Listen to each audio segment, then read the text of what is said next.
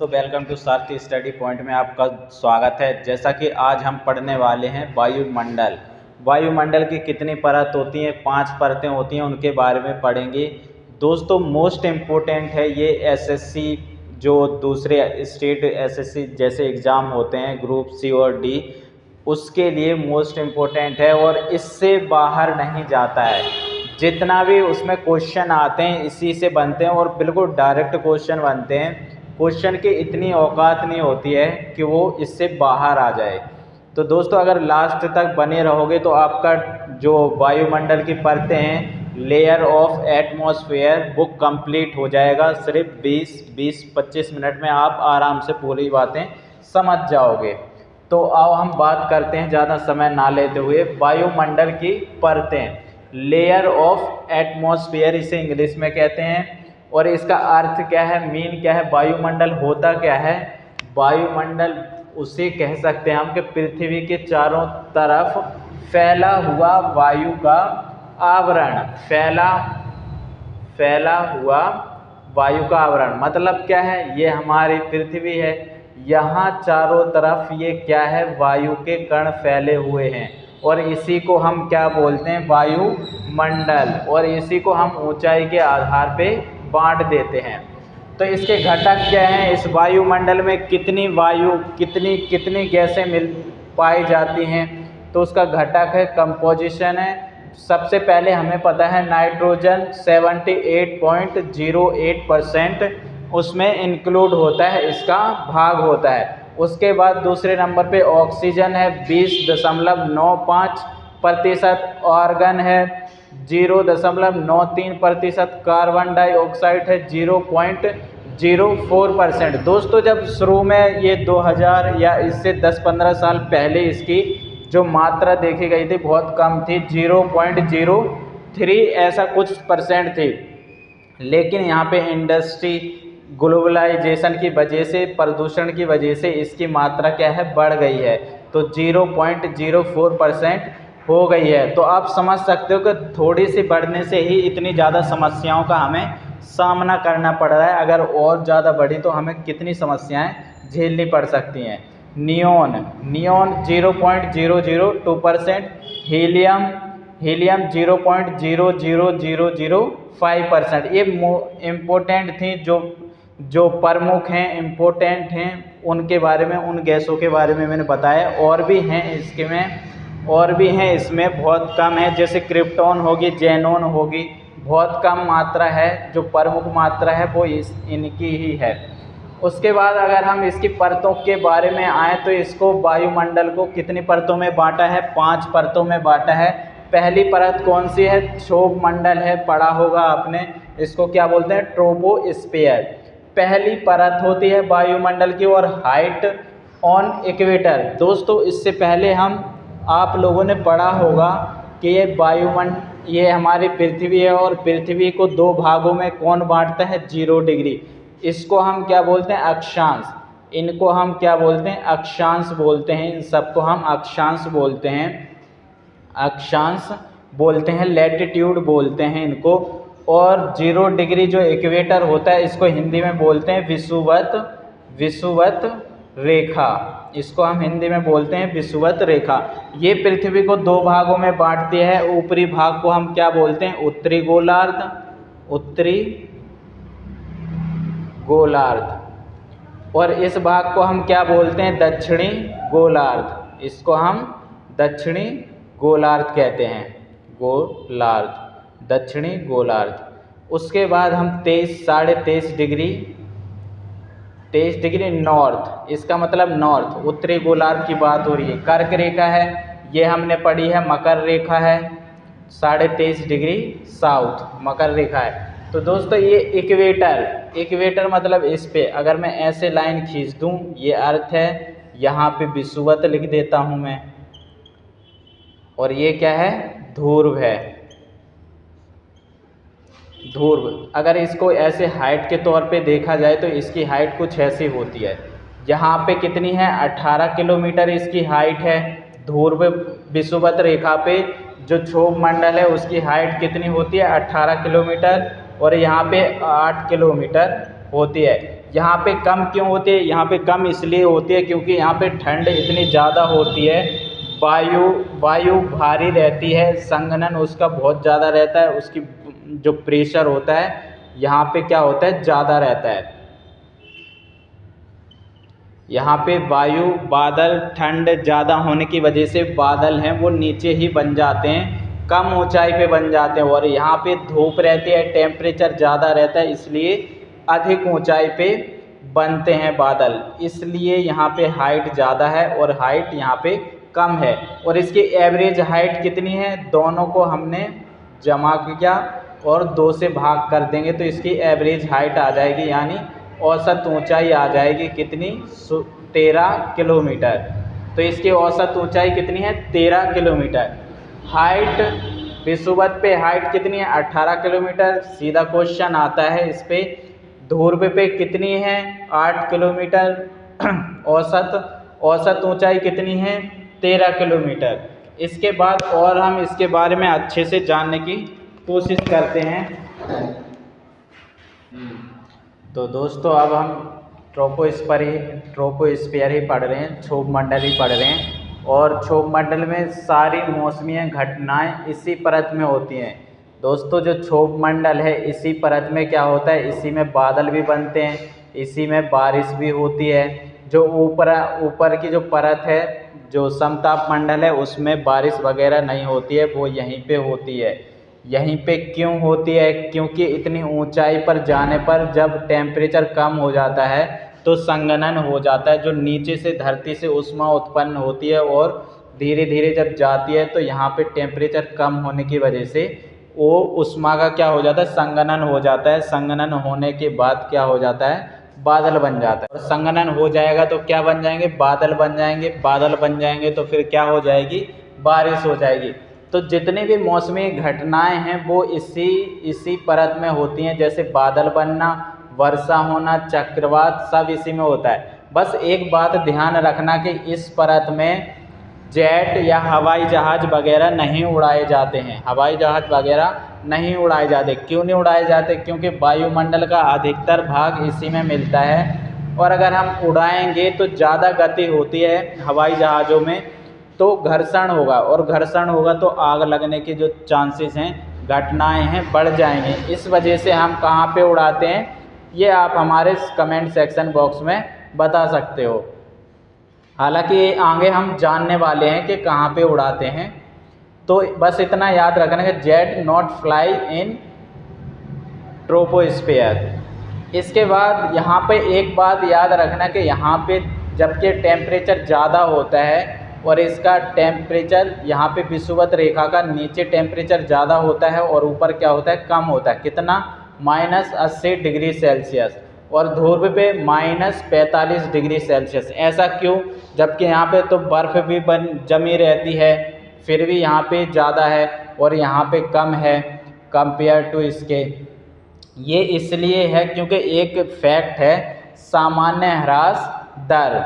इसका मतलब क्या है? इसका मतलब ये है कि अगर हम अर्थ की सरफेस से पृथ्वी की जो परत है, अगर उससे हम ऊपर की तरफ जाएं, तो अगर 1 किलोमीटर का अगर हम नीचे से ऊपर तक का सफ़र करें तो हमारा जो टेम्परेचर है वो कितना कम हो जाएगा, 0.5 डिग्री सेल्सियस। मान के चलो, मानते हैं कि 15 डिग्री 2 सेल्सियस किसका है, अर्थ का औसत तापमान हम मानते हैं, अर्थ का औसत तापमान मानते हैं। और अगर हम यहाँ से ऊपर की तरफ जाएंगे तो 15 में से कितना कम हो जाएगा, 6.5 डिग्री सेल्सियस कम हो जाएगा। 2 किलोमीटर जाएंगे तो 6.25 डिग्री सेल्सियस और कम हो जाएगा, यानी कि 2 किलोमीटर जाने पे 13 डिग्री सेल्सियस कम हो जाएगा। और 15 में से अगर 13 घटा देंगे तो कितना हो जाएगा, 2.2 डिग्री सेल्सियस टेम्परेचर होगा वहाँ का। इसका मतलब क्या है, ठंड होगी लगभग। तो इस वजह से 18 किलोमीटर तक अगर ये ऊपर जाते जाएगा तो इसका टेम्परेचर कम होते जाएगा। हर किलोमीटर पे कितना होगा, 6.5 डिग्री सेल्सियस पर किलोमीटर पे। और 18 किलोमीटर पे जाएंगे तो -80 डिग्री सेल्सियस हो जाएगा। इसी तरीके से यहाँ पे ध्रुव पे भी होता है कि ऊपर की तरफ जाते हैं तो 6.5 डिग्री सेल्सियस यहाँ पे भी कम होते जाएगा तो -45 डिग्री सेल्सियस होगा। इसलिए भी ये अंतर है क्योंकि हाइट इसकी ज़्यादा है, 18 किलोमीटर इसमें हो रहा है, इसमें 8 है, इसलिए भी इसका कम टेम्परेचर होगा। आई होप कि आप लोगों को सामान्य ह्रास दर समझ में आ गई होगी। अब दूसरा हमारा क्या है, समताप मंडल, स्ट्रेटोस्फीयर बोलते हैं इसका। और इसका जो वार्षिक तापांतर क्या रहता है, समान रहता है। समान का मतलब क्या है कि पूरे वर्ष इसका ना तो तापमान ज़्यादा घटता है और ना ही ज़्यादा बढ़ता है, 1-2 डिग्री का ही ऊपर नीचे होता है। तो इसमें हम इसलिए बोलते हैं कि इसका समान तापमान होता है। और इसको हम क्या करते हैं, 2 लेयर 2 परतों में बांटते हैं कुछ इस तरीके से। अगर हम जानेंगे तो ये मान के चलो अर्थ है, ये हमने अभी क्या बनाया था, ये क्षोभ मंडल और ये क्या है, समताप मंडल। ये समताप मंडल आ जाएगा, ये विषुवत रेखा ये हो जाएगा पोल।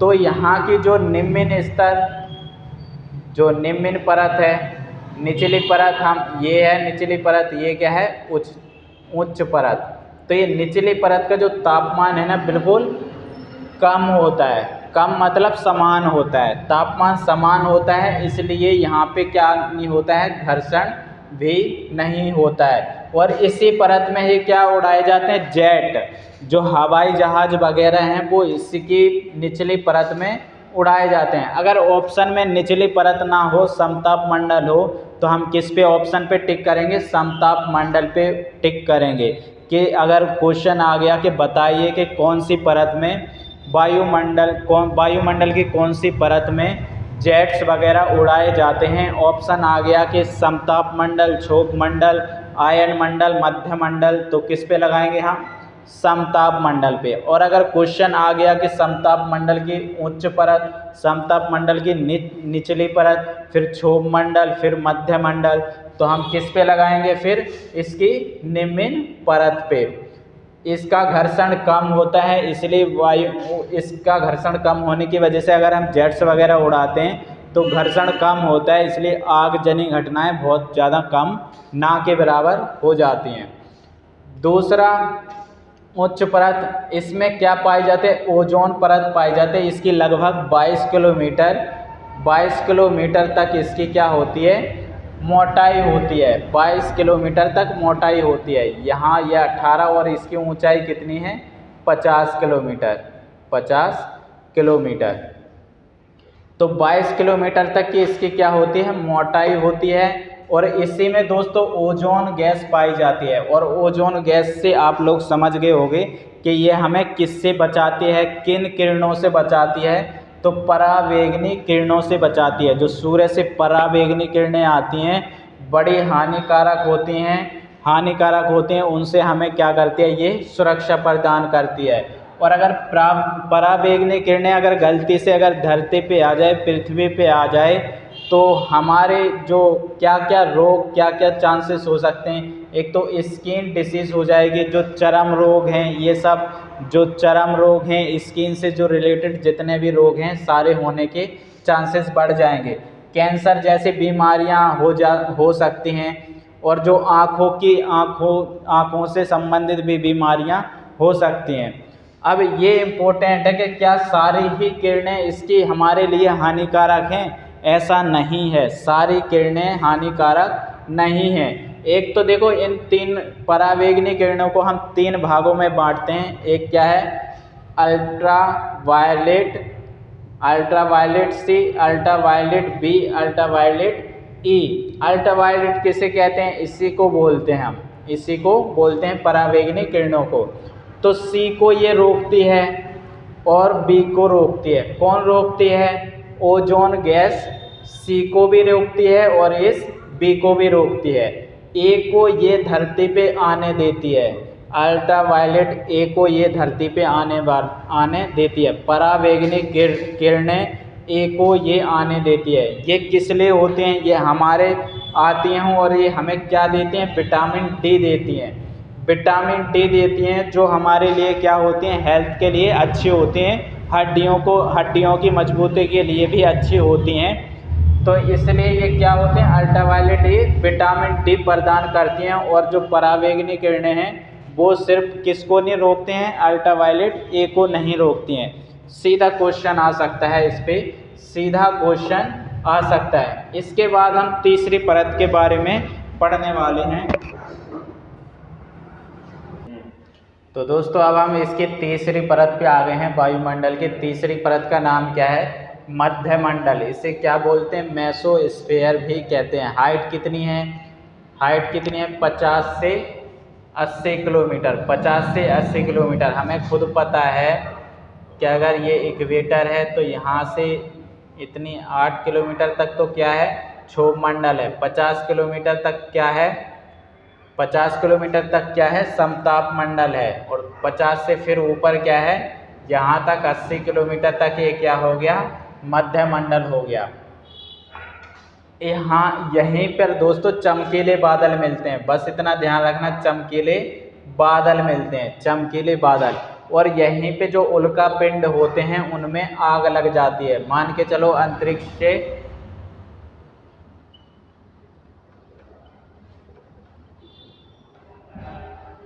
अंतरिक्ष से कोई उल्का पिंड अपना रास्ता भटक गया है। उल्का पिंड किसे कहते हैं, उल्का पिंड उसे कहते हैं जो एक निश्चित ध्रुवीय गति तय नहीं करता है, वो कहीं भी किसी भी के रास्ते में आ सकता है। तो जब ये अपनी ध्रुवीय गति अपनी गति को भूलकर, अपने रास्ते को भूलकर जब ये वायुमंडल की इसमें एंटर करता है, वायुमंडल का ये वायुमंडल है, ये उल्का पिंड है, टूटकर ये बड़ी तेजी गति से अगर पृथ्वी की साइड आ रहा है तो यहाँ पर वायु का जो घर्षण है यहाँ से बढ़ना स्टार्ट हो जाता है। और वायु का जब घर्षण बढ़ेगा तो इसमें घर्षण की वजह से क्या लग जाती है, आग लग जाती है। आग लग के ये ब्लास्ट हो जाता है और ब्लास्ट होके ये वायुमंडल में ही समाप्त हो जाता है। तो इस वजह से हमारी इसको बोलते हैं उल्का पिंडों से ये रक्षा करता है हमारी पृथ्वी की रक्षा करता है। कौन करता है, मध्यमंडल। तो इतना आपको बस इतना याद रखना कि चमकीले बादल मिलते हैं, उल्का पिंड मिलते हैं, उल्का पिंडों से हमारी रक्षा करता है कौन, मध्यमंडल। इसकी ऊंचाई के साथ इसमें तापमान कम होता है। जैसे जैसे हम ऊंचाई पे जाएंगे वैसे वैसे तापमान कम हो जाएगा और इसका औसत तापमान लगभग -100 डिग्री सेल्सियस होता है। उसके बाद इसके ऊपर जाएंगे तो हम क्या पाएंगे, आयन मंडल पाएंगे। आयन मंडल जिसे हम तापमंडल भी कहते हैं। इसकी ऊंचाई कितनी है, ऊंचाई इसकी 640 किलोमीटर है। कितने से, 80 किलोमीटर से 640 किलोमीटर। और इसी में दोस्तों एक इम्पोर्टेंट फैक्ट ये है कि यहाँ इसी पे इंटरनेशनल स्पेस स्टेशन बनाया जाता है। जितने भी स्पेस स्टेशन होते हैं वो किस मंडल में पाए जाते हैं, आयन मंडल में ही पाए जाते हैं। और दूसरी बात, जो रेडियो की जो वेव्स होती हैं, रेडियो तरंगें होती हैं, वो यहीं से टकराकर वापस कहाँ आती हैं, पृथ्वी पर आती हैं। वापस कहाँ आती हैं, पृथ्वी पर आती हैं। मान के चलो यहाँ से कोई तरंग भेजी तो यहाँ से टकरा के वापस कहाँ आ जाएगी, यहीं आ जाएगी।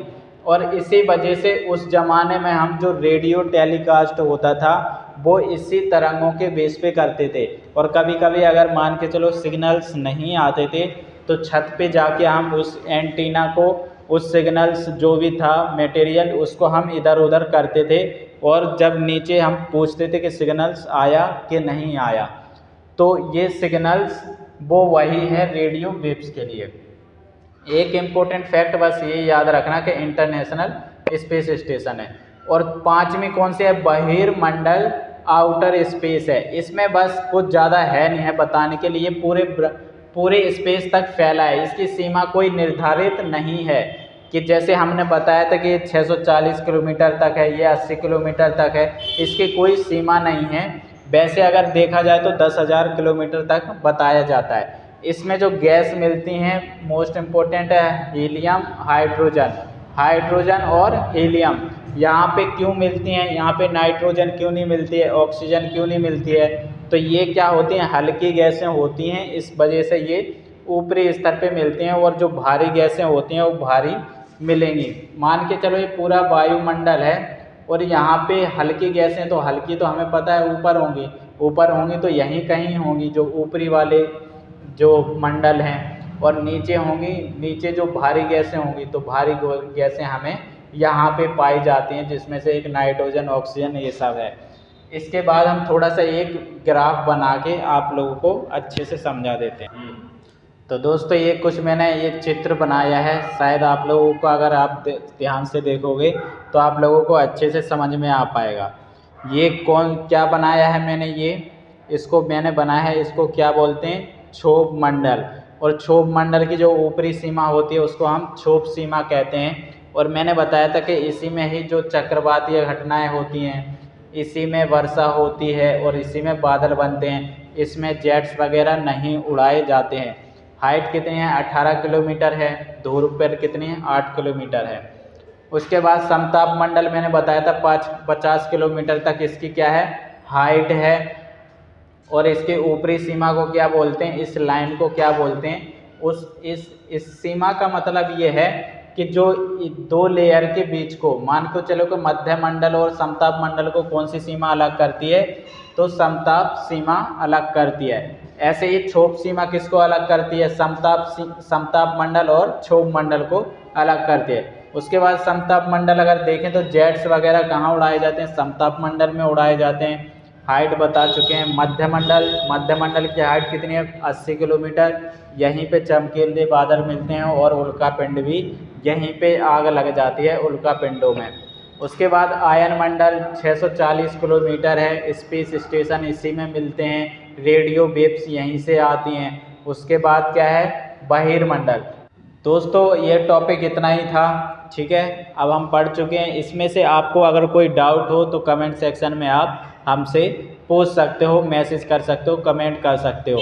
धन्यवाद। और अच्छी लगे तो सब्सक्राइब और लाइक ज़रूर बनता है।